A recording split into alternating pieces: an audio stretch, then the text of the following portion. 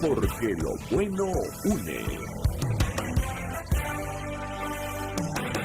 El siguiente programa mixto contiene elementos de lenguaje, salud, sexo y violencia que solo pueden ser escuchados por niñas, niños y adolescentes bajo la supervisión de sus madres, padres, representantes o responsables. Este programa es presentado por Informe RCR presenta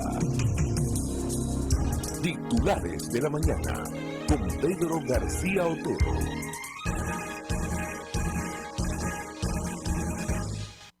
Muy buenos días, 6:21 minutos de la mañana, 29 de agosto de 2022. Se nos termina el mes de agosto ya, quedan apenas 3 días, hay 20 grados de temperatura en el Valle de Caracas, el cielo completamente despejado, uno de los hermosos amaneceres de este valle. Ya estamos listos y prestos para llevarles los titulares de la mañana y por supuesto la información del fin de semana es la que tiene que ver con el restablecimiento de las relaciones entre Venezuela y Colombia y con la instalación ya en Caracas de Armando Benedetti como embajador de Colombia en Venezuela y de Félix Plasencia como embajador de Venezuela en Colombia. Aparte de todo eso está la nota, la exclusiva de María Jimena Duzán, una periodista colombiana muy cercana a Petro, muy cercana al gobierno de Petro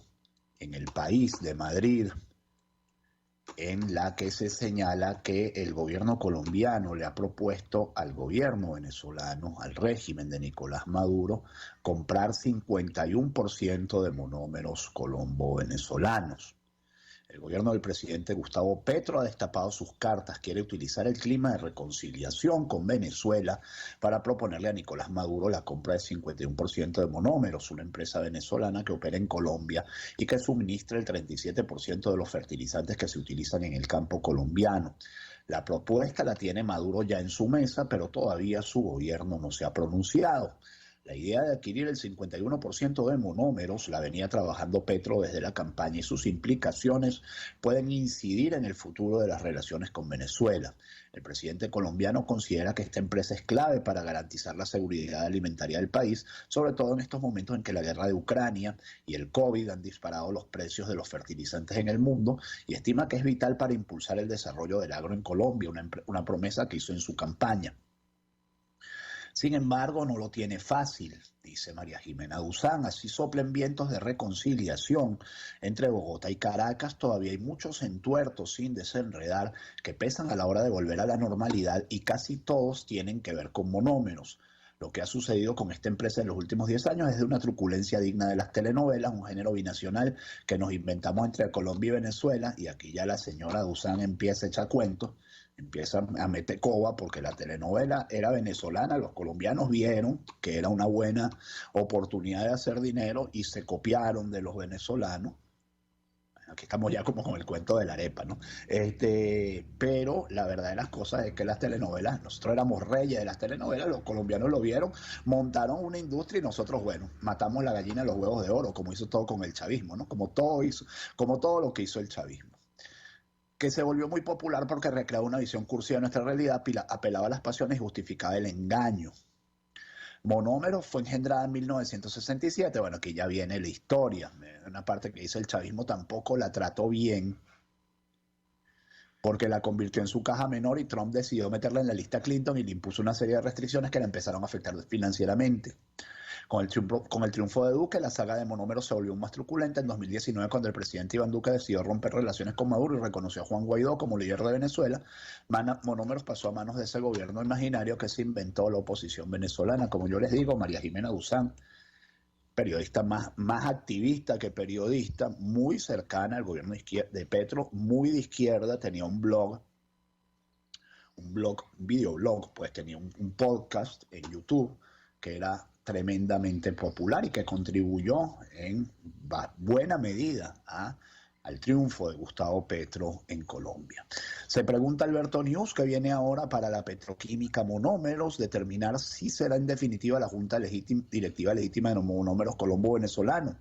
¿Cuál será la junta, esto es de la opinión de Colombia, cuál será en definitiva la junta directiva legítima de Monómeros Colombo-Venezolanos?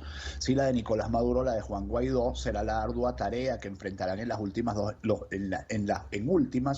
dos entes competentes en el tema, como la Cámara de Comercio de Barranquilla y la Superintendencia de Sociedades. Esto luego de que la empresa colombo-venezolana se viera involucrada en varios líos jurídicos y políticos, la primera con super sociedades y la segunda por un tire y ale entre los gobiernos de Venezuela y Colombia. Ante las super sociedades, Monómeros, con sede en Barranquilla, se encuentra en la actualidad bajo estado de vigilancia, luego de que el ente decidiera levantarle la medida de control. La razón por la cual Super Sociedades le viene poniendo el ojo a la compañía es porque tenía un riesgo latente de volverse insolvente, además por su peso en la economía de Colombia e importancia en el sector de fertilizantes. La compañía provee productos químicos para la industria del sector agropecuario y representa 88% del mercado de abonos y fertilizantes en el Atlántico. Abastece además 50% del mercado nacional.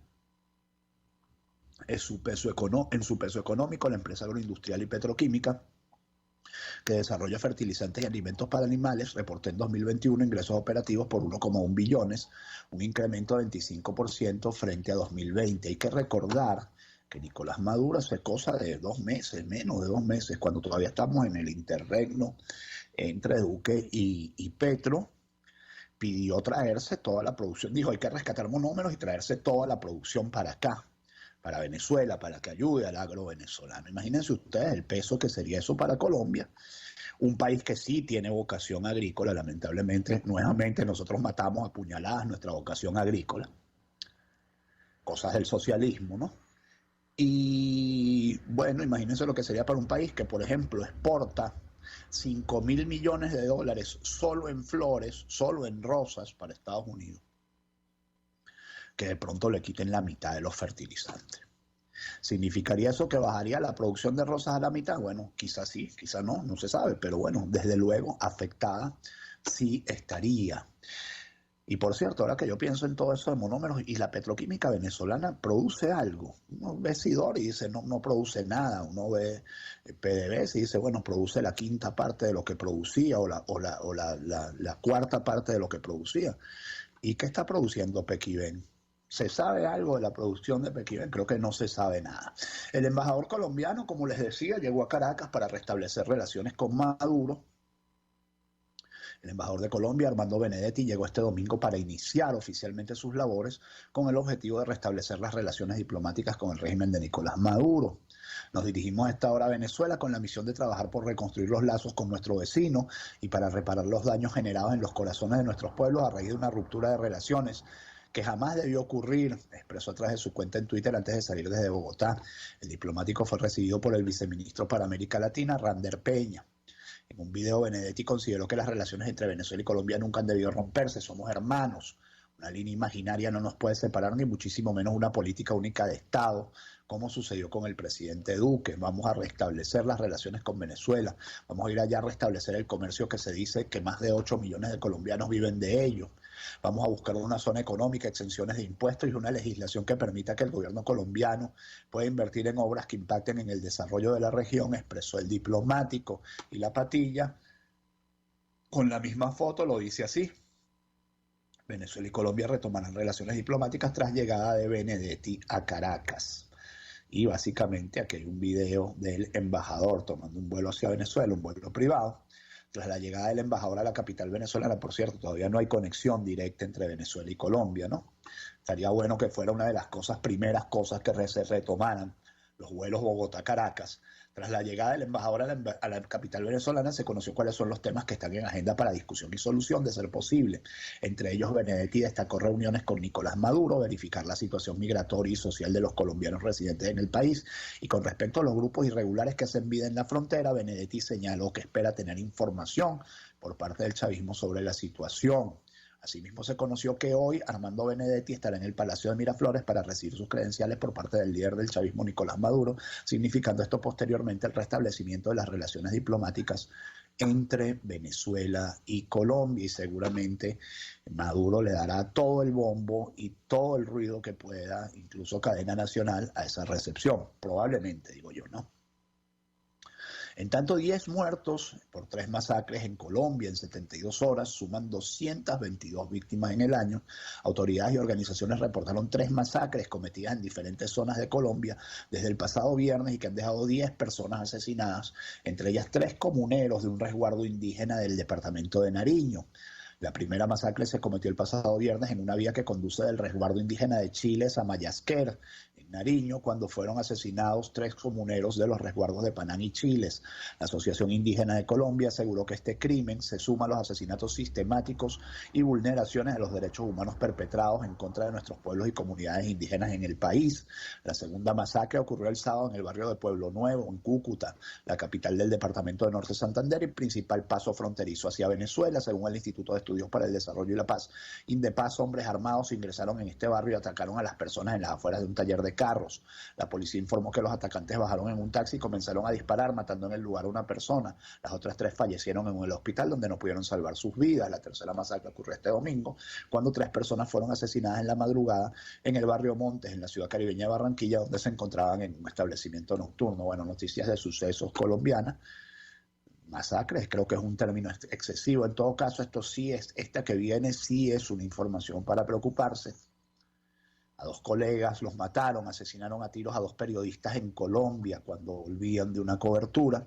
Los periodistas Leiner Montero y Dilia Contreras fueron asesinados esta madrugada en una carretera del municipio de Fundación, en Magdalena, en el Caribe colombiano, cuando volvían de cubrir unas fiestas patronales. Informaron este domingo organismos de prensa. Rechazamos y lamentamos el asesinato de los periodistas Leiner Montero y Dilia Contreras. Ocurrió en la madrugada de hoy en la vía que conduce del corregimiento de Santa Rosa de Lima al casco urbano del municipio de Fundación, en Magdalena, dijo la Fundación para la Libertad de Prensa en un comunicado. Montero era director de la emisora local Sol Digital Estéreo y Contreras era directora del programa digital La Bocina Col, y ambos regresaban de cubrir las fiestas patronales de Santa Rosa de Lima. Se desconoce si los hechos tienen que ver con su trabajo ni quién está detrás de estos asesinatos, aunque en la zona hay presencia de varios grupos criminales como el Clan del Golfo y otros grupos dedicados al narcotráfico como los Pachenca o la Oficina Caribe. Es urgente que la policía y la fiscalía investiguen y tengan en cuenta el trabajo de reportería que estaban haciendo, pidió el director de la FLIP, Jonathan Bock. Se trata del primer asesinato de periodistas que ocurre en este 2022 en Colombia. Y sin vías, sin agua ni luz, así viven los fabricantes de la frontera con Colombia a la expectativa de una reapertura. Bueno, esta nota habla de toda la precariedad, ¿no?, de los servicios públicos en el lado venezolano de la frontera. Trabajadores de una fábrica de jeans en la frontera de Venezuela con Colombia juegan cartas mientras esperan retomar la producción, detenida por más de 2 horas por uno de los cortes eléctricos que desde hace años apagan la actividad industrial en la zona. Con vistas a una inminente reapertura de la frontera, aún sin fecha, los apagones, la pobre vialidad y la falta de financiamiento son problemas que preocupan a los pequeños fabricantes de la fronteriza población de Ureña, estado Táchira Oeste, que han sobrevivido a duras penas al cierre de los cruces binacionales. La llegada de Gustavo Petro a la presidencia colombiana generó condiciones para retomar las relaciones de Bogotá-Caracas rotas en 2019. Tenemos que estar preparados, dice Fernando Grajales, dueño de esta fábrica de pantalones, que pide soluciones para las fallas de servicios públicos y el deterioro de la infraestructura en años de parálisis. Necesitamos vías, necesitamos electricidad, necesitamos agua, necesitamos grandes inversiones, agrega el empresario de 49 años, miembro de la Cámara Local de Industria y Comercio. Es decir, reabrir la frontera significará grandes ventajas para la industria colombiana, pero la industria venezolana. Me acuerdo cuando en los 90, empezando los 90, la Comunidad Andina de Naciones, el mercado común entre Venezuela y Colombia, que llegó a ser realmente un mercado común, los industriales colombianos manifestaban su alarma, decían: Venezuela es mucho más competitiva que Colombia, Venezuela produce mucho más que Colombia. Bueno, uno veía en los estantes de los supermercados colombianos, la margarina Mavesa, la mayonesa Mavesa, estaban inundados los estantes colombianos de productos venezolanos. Hoy en día es al contrario. Bueno, el fenómeno, ya lo digo, el fenómeno este que todos los domingos mataba a puñaladas la producción nacional, bueno, así hemos llegado a esto. Y este es otro lío en el que está metido el gobierno venezolano, el gobierno de Nicolás Maduro, pero que tiene que ver con Argentina y que se conoció ayer. El gobierno no la difundió, dice la nota de Clarín. Nicolás Maduro le envió una carta a Cristina Kirchner y le prometió que la Venezuela chavista defenderá a la heredera de Evita. El tono de la carta es completamente chavista, es de un cursi que da miedo. También denunció la existencia de un supuesto plan Cóndor, porque estos se agarran de todo el pasado, no les importa cómo. El plan Cóndor, recordarán ustedes, el plan Cóndor fue el plan mediante el cual los gobiernos de Argentina y Chile, militares en la década de los 70, peleaban conjuntamente contra lo que ellos consideraban subversión, es decir, contra la militancia de izquierda. Bueno, estos se agarran de eso y entonces aplican la misma, pues le ponen el nombre a lo que es, y le pueden preguntar a cualquier argentino una persecución contra una señora que tiene 25 causas judiciales por corrupción, o una cosa así. Nicolás Maduro se sumó a las muestras de apoyo a la vicepresidenta Cristina Kirchner por el pedido de condena del fiscal Diego Luciani a 12 años de prisión e inhabilitación perpetua por el juicio de la obra pública en el que se la considera responsable de haber sido jefa de una asociación ilícita que defraudó al Estado con el otorgamiento irregular de contratos a Lázaro Báez. Dice la nota de esta señora, que tiene un apellido hermoso, Natasha Niewski-Kwiat, es una cosa polaca, no conozco este apellido ni lo podré pronunciar jamás. Habría que preguntarle a ella cómo suena. Maduro envió una carta a la expresidenta el pasado 24 de agosto, 2 días después de que Luciani culminara sus alegatos y presentara el pedido de pena, y un día después de que Fernández de Kirchner hizo una extensa defensa política en un discurso transmitido por YouTube. La misiva de Maduro no fue difundida. Probablemente la Casa Rosada dijo: no me ayude, compadre. Hay apoyos que restan, diría la Casa Rosada. La misiva de Maduro no fue difundida, al igual que las gestiones que ha venido haciendo Alberto Fernández para que el presidente de Chile, Gabriel Boric, y el candidato a la presidencia de Brasil, Lula da Silva, por lo que se desconoce si estos dos líderes han expresado posición o no en privado. Clarín publica la carta de Maduro en exclusiva. Esta promete a Cristina que la Venezuela bolivariana y chavista siempre te defenderá, compañera, de lo que califica como una farsa real y verdaderamente abominable, que forma parte de un nuevo plan Cóndor. La misma cobra relevancia en medio de la furia del chavismo en pleno contra la retención en Argentina del avión de Entrasur con sus 19 tripulantes, 14 venezolanos y 5 iraníes.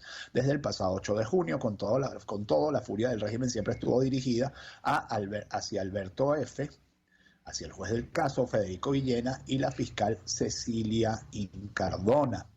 Quiero expresarte mi absoluta solidaridad en medio del fragor de este recio combate que libras contra los enemigos de tu patria. Admiro profundamente la nobleza con la que has enfrentado semejante vendaval de injurias arrojado contra ti, dignísima heredera de Juana Azurduy y de Evita. Tus enemigos saben muy bien que eres hoy por hoy la principal centinela de la soberanía argentina y la más firme guardiana de los intereses y los sueños de tu pueblo, expresó el dictador venezolano.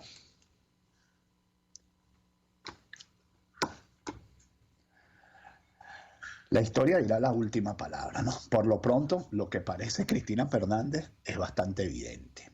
14 policías heridos tras choque con militantes kirchneristas en Buenos Aires.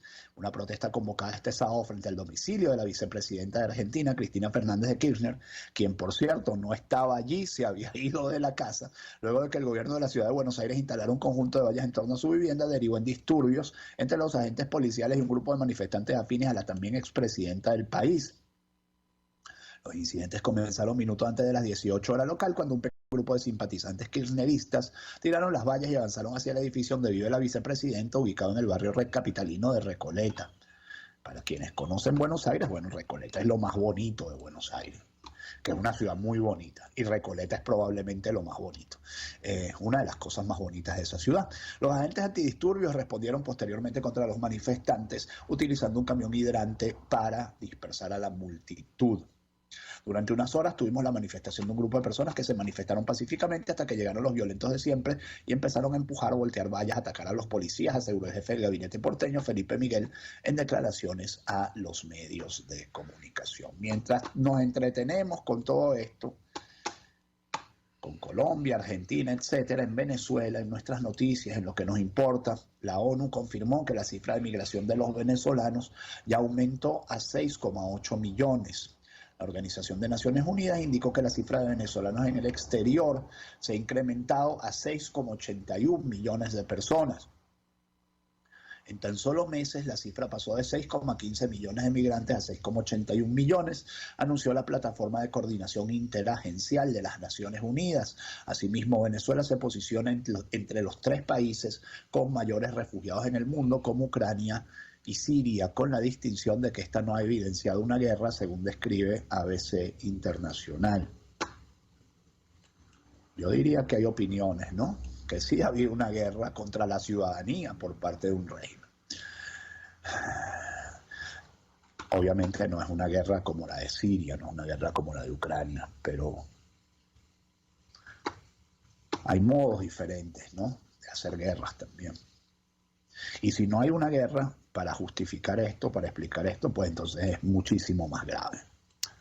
En este sentido, han informado tanto la Plataforma Interagencial, el Alto Comisionado de la ONU para los Refugiados y la Organización Internacional para las Migraciones se han mantenido al frente de la situación del éxodo venezolano. En este sentido, han informado de los movimientos abruptos que se han evidenciado de los migrantes y refugiados en comparación con el pasado informe publicado a principios del mes de julio de 2022. Son las 6:42 minutos, esto es Titulares de la Mañana de RCR 750M. Volveremos a hacer 750M cuando vuelva la democracia a Venezuela. Ojalá sea pronto. Hay menestares en la dirección de la estación, Julio Pinto en los controles, quienes habla Pedro García. Te lo hacemos este programa que llega a ustedes como cortesía publicitaria de Equimédica, alquiler de equipos médicos, y del consultorio veterinario del doctor Alfredo Cova, garantía integral para el bienestar de su mascota. En información que nos importa, información del fin de semana que fue noticia. La primera de ellas tiene que ver con el asesinato de una médica en Valencia, de una doctora. Autoridades hallan otra parte del cuerpo de la médica asesinada en Valencia. La Brigada Canina K9 y funcionarios de Protección Civil encontraron una extremidad inferior de la médica Nardi Carolina Mora Rumbo, de 46 años, en el río Cabriales entre el 27 de agosto. Este asesinato fue muy comentado el fin de semana, sobre todo en redes sociales. En horas de la tarde de este sábado, 27 de agosto, la Brigada Canina K9, proveniente de Caracas, y funcionarios de Protección Civil localizaron otra parte del cuerpo de la médica Nardi Carolina Mora Rumbo, de 46 años, quien fue asesinada en Valencia, estado Carabobo.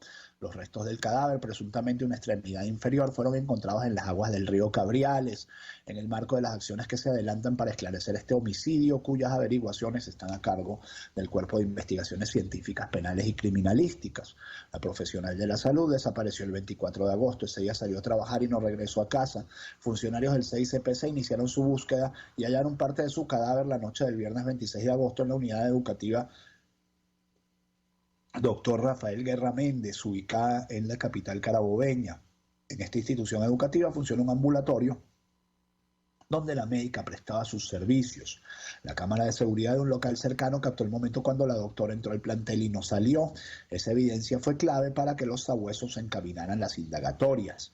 Una fuente ligada al caso informó que un vigilante se encuentra detenido. Este hombre presuntamente habría confirmado su participación en el crimen.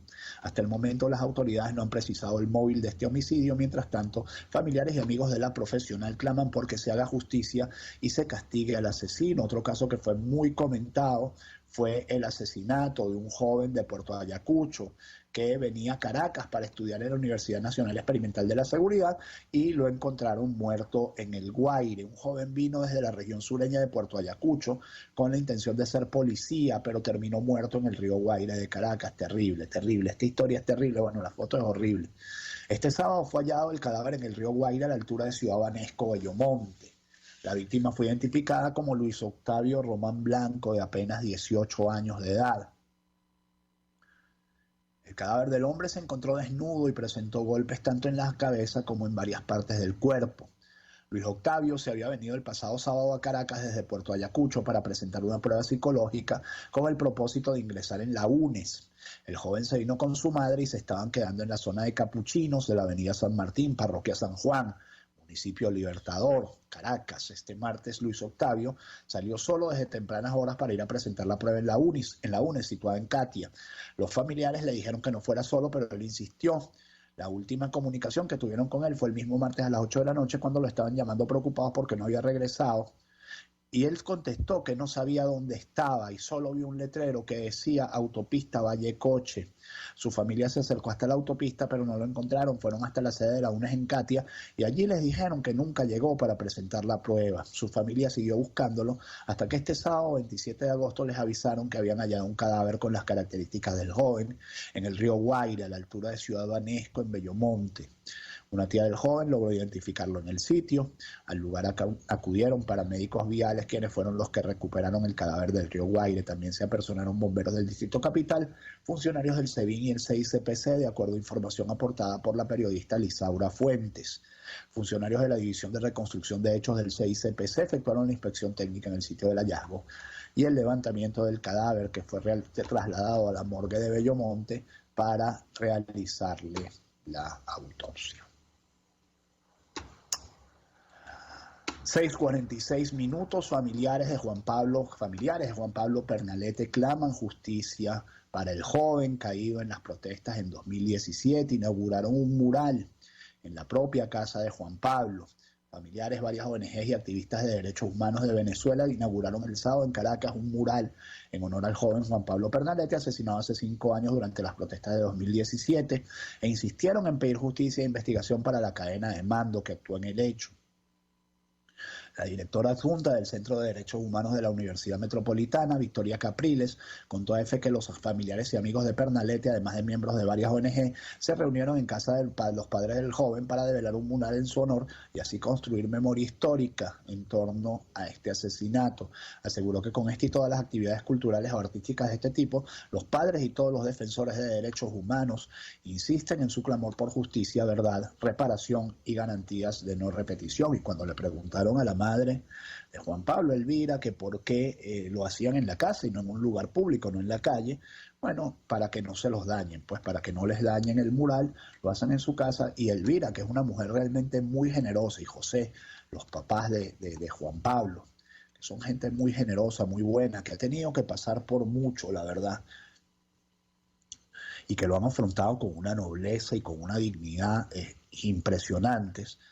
Bueno, explicaba que el que quiere ir a ver ese mural, ellos le abren la puerta de su casa y se lo enseñan. Previa cita, me imagino, y comprobación de que son personas buenas los que quieren entrar.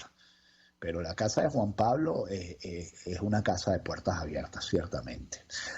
6:48 minutos, lo digo porque yo he sido recibido en esa casa un par de veces con mucho cariño y la verdad que rompe el corazón pensar cómo cegaron la vida de ese muchacho que prometía tanto, que había hecho hasta campamentos NBA, que era una estrella como estudiante, que era una estrella como hijo, que era un protector de animales, que era un muchacho realmente bueno, que solo alcanzó a vivir 20 años por la maldad de cierta gente. Volvió la SUNDE, inspeccionan el uso del dólar del BCB en comercios del país. La Superintendencia para la Defensa de los Derechos Socioeconómicos desplegó este fin de semana sus fiscales en comercios de al menos 9 de los 23 estados del país para verificar que los establecimientos usen la tasa oficial del dólar marcada por el Banco Central en 7,85 y que registró un incremento de 27% en la última semana. Siguiendo instrucciones de la ministra de Comercio Nacional y superintendenta Delis Álvarez, fiscales de la SUNDE verifican el estricto cumplimiento y publicación de la tasa oficial del BCB, protegiendo los derechos socioeconómicos del pueblo, informó este organismo a través de su cuenta en Twitter. Esta jornada, llevada a cabo en los estados Aragua, Guárico, Zulia, Yaracuy, Mérida, Bolívar, Anzoátegui, Falcón y Distrito Capital, tiene lugar luego del aumento en el precio del dólar que se ha disparado esta semana, devaluando así el bolívar, la moneda venezolana, en un 21% en el mercado oficial y 18% en el paralelo. La SUNDE aseguró que trabajan en estas inspecciones directamente en algunos comercios y que también activaron canales directos de denuncia para evitar distorsiones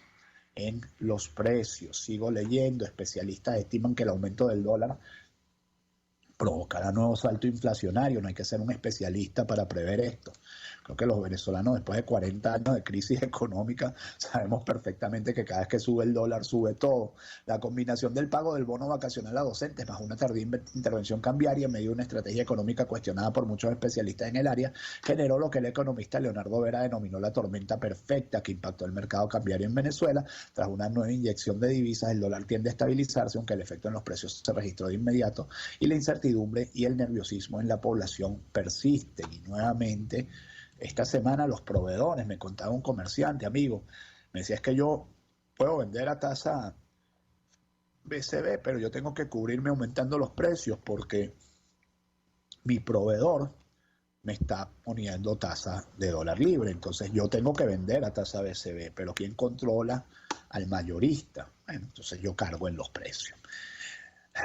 Con el agua hasta las rodillas y sin recursos en la alcaldía, emergencia en el Callao, esto es Estado Bolívar, por crecida del Yurubari, por las fuertes lluvias registradas en el sur de Venezuela. El río Yurubari se desbordó e inundó varias comunidades en el Callao, al sur del estado de Venezuela. El dato lo confirmó la patilla del alcalde de la zona, Coromoto Lugo, quien dijo que están atendiendo la emergencia con los pocos recursos con los que cuenta el ayuntamiento. Los sectores más afectados son Barrio Obrero, La Chalana, El Banqueo, Guayabal y Nacupay. En esos sectores los vecinos han salido y se han ido a casa de familiares. En los albergues que hemos preparado hay 22 familias, tenemos 25 refugios y le hemos pedido al gobernador agua y colchonetas, explicó la máxima autoridad civil del Callao. En tanto, también en Bolívar, camiones se quedan varados entre Huecos y Barro, en la Troncal 10, por ahí pasa, por el Callao, pasa la Troncal 10. Esto ocurre luego de que el pasado 12 de agosto se reportara que varios tramos de la carretera que une a Venezuela con Brasil colapsara. Esta es la carretera de la Gran Sabana. Los vehículos que pueden pasar por la vía son 4x4 bajo extremo riesgo. Gandolas y camiones de carga de alimentos se quedan pegados por horas o días, aumentando el valor del flete y por tanto el valor de los alimentos en el estado Bolívar. Los usuarios hicieron un llamado a las autoridades del gobierno de Nicolás Maduro a solucionar esta falla en la vialidad del estado Bolívar. Santa Elena de Guairén está incomunicada desde Venezuela, señala. Y para cerrar este bloque, el chavismo ya tiene fecha para retomar las actividades escolares en Venezuela. Atentos al dato, la primera semana del mes de octubre, indicó Gabriela Jiménez Ramírez, vicepresidenta sectorial para Ciencia, Tecnología, Educación y Salud del chavismo, dio a conocer la información en el programa A Pulso que transmite BTV, y a pulso se están ganando que la gente los critique porque las clases en Venezuela siempre, por lo menos nominalmente, en primaria siempre empiezan el 15 de septiembre. Que tú les digas, claro, para que empiecen el 1 de octubre, ¿no? Que tú digas, empiezan el 1 de octubre, es decir, empiezan en realidad el 15 de octubre. 6:53 minutos, vamos con un momento de publicidad, se termina el programa, luego hacemos un ráspalo por 4 o 5 titulares internacionales y locales. Quiero hablarles de Equimédica, alquiler de equipos médicos, porque si usted tiene la necesidad de alquilar un equipo médico para usted o para un familiar, puede ser una cama clínica, un concentrador de oxígeno, un aspirador de flemas, cualquier cosa que usted necesite para un familiar que tenga en su hogar.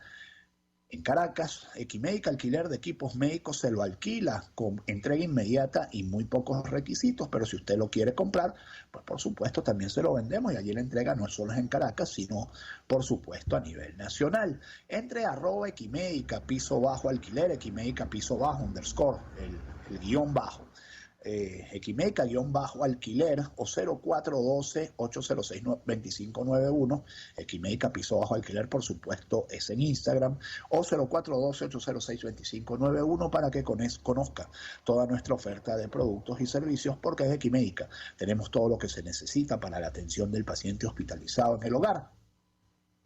Y hablarles también del consultorio veterinario del doctor Alfredo Coa en Santa Mónica, más de 30 años de experiencia atendiendo animales de todos los tamaños, desde un morrocoy hasta un caballo. El doctor Alfredo Coa les ofrece atención nutricional, cirugías electivas, odontología veterinaria, laboratorio clínico veterinario, y para los consentidos de la casa, por supuesto, para los peluditos, la peluquería canina. Llámenos al 0414-127-7947, 0414-127-7947 o 0212-661-1546. Consultorio veterinario del doctor Alfredo Coa en Santa Mónica, avenida Arturo Michelena, con calles Manuel Díaz y Damaso Villa, Villalba, garantía integral para el bienestar de su mascota. Volvemos a las informaciones. Una embarcación con 27 migrantes egipcios se hundió frente a las costas de Libia. Vuelve la crisis migratoria también a Europa cuando trataban de cruzar el Mediterráneo a bordo de una embarcación precaria.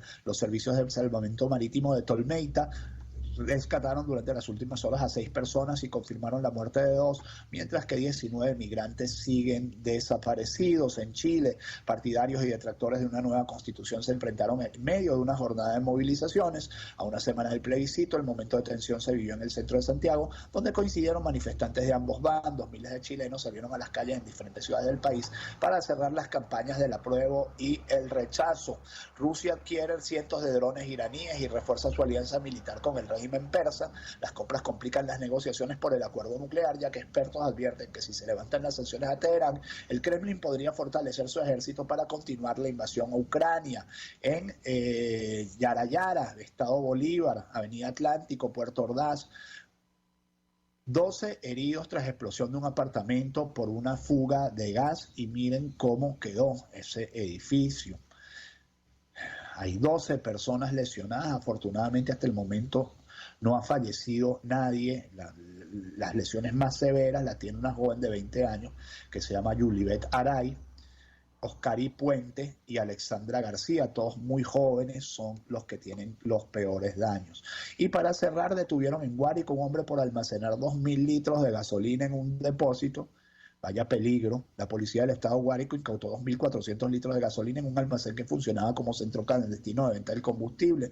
La bodega ilegal actuaba en el municipio Infante de la entidad. Las autoridades se apersonaron en el lugar luego de recibir múltiples denuncias de vecinos por el peligro que implica para la comunidad, con sobradas razones. 6:57 minutos que este día, 29 de agosto, sea todo lo que ustedes esperan de él. Si Dios quiere, nos encontramos mañana a la misma hora. Es un hermoso amanecer en Caracas. Tengan muy buen día. Hasta luego. Informe RCR presentó Titulares de la Mañana con Pedro García Otero.